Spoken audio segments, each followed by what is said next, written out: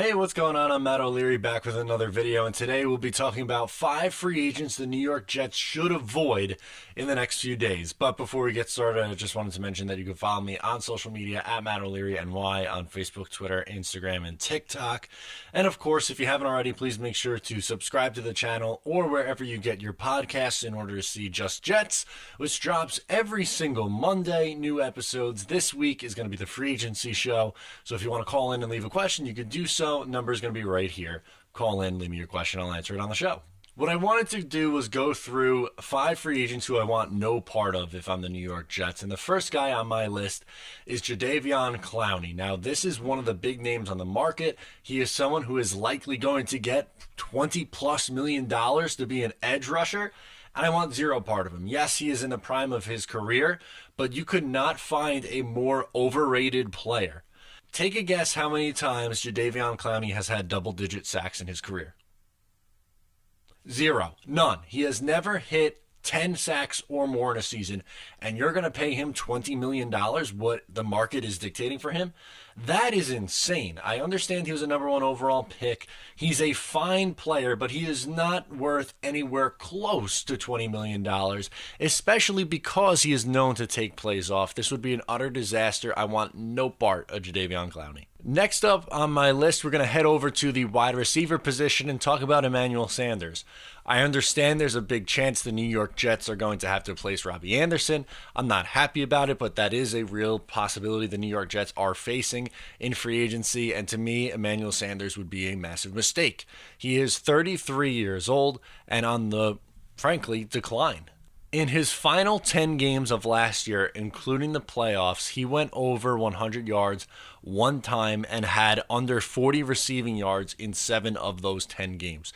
He's a short wide receiver at 5'10", about $185. He's essentially a slot receiver, and an old one at that. You already have Jamison Crowder in the slot. He would not fill a purpose, and I understand that Adam Gase had success with this guy half a decade ago, granted, but it was some success with him. I still don't want any part of him. I could totally see the Jets doing this for, I don't know, 8, 9, maybe $10 million a year, but I think it'd be a massive mistake. I would much rather take a swing on a younger guy like Perriman than someone like Sanders, who is a veteran well past his prime. Coming in at number 3 on my list is a left tackle, Jason Peters. He is a really good tackle. So I know what you're thinking. Why don't you want to bring in good tackles? The Jets need offensive line help. Well, he's not a long-term solution. He is 1 year at best 1 year. He is 38 years old. What could you possibly expect from a 38-year-old left tackle? Also, over the last 3 years, he has missed 12 games. That's a ton of time. That's an average of 4 a year over the last 3 years. And the New York Jets don't have the depth in order to say, all right, I'll take Jason Peters at 38 years old, mind you, for 12 games and then Chuma Edoga for 4. No, I want either a long-term solution like Conklin on the right side and then draft somebody to play on the left, or bring back Calvin Beachum, who is younger, who maybe his ceiling isn't as high, but his floor is not as low as what Jason Peters' floor could be. Look at what Ryan Khalil did for the New York Jets last year. This guy is 38 years old. I don't want to be putting my eggs in a 38-year-old's basket. I'm sorry. Back over to the defensive side of the ball and corner. I think the New York Jets have to add probably one cornerback to play on the outside, and someone that I want to avoid is Chris Harris Jr. Why? He's 31 years old. Cornerbacks do not age well in the NFL. Usually by the time you hit 30, you're pretty much cooked. I understand that he was still productive last year in Denver. He's probably someone who's going to get $10, $11 million, so it's somewhat reasonable, but he's a slot corner. The deal is to bring back Brian Poole. That's what the plan should be anyway.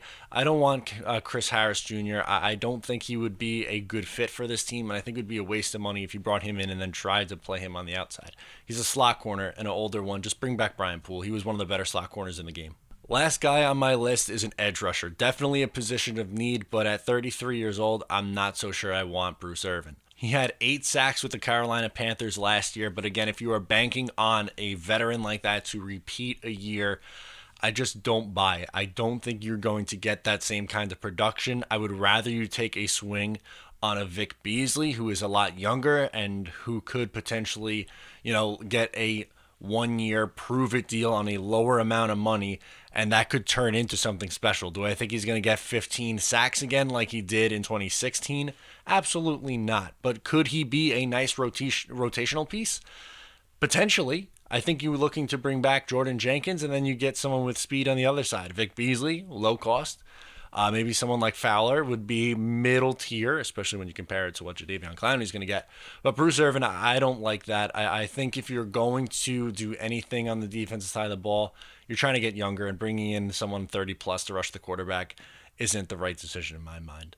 Let me know if there's anyone else that I missed in free agency who you want no part of touching. These are 5 guys that I think make sense for the Jets. Like, I wasn't going to put like Tom Brady on this list, or not a position of need. These are all pretty much positions of need for the New York Jets, and I just don't think they're perfect fits. I could be wrong. Get at me in the comments or on social media. I appreciate all the love and support. Thank you so much. Make sure you stay safe. Wash your hands. I'm Matt O'Leary, and I'll talk to you next time.